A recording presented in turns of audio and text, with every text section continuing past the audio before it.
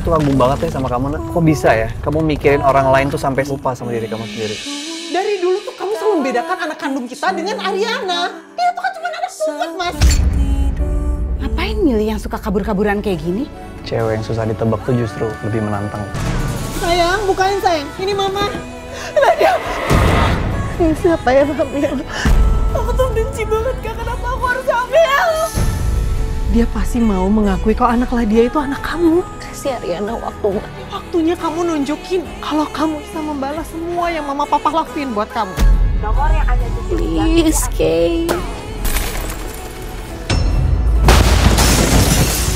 Kalau memang itu berita bohong, bilang dong. Kamu tidak hamil. Ngomong.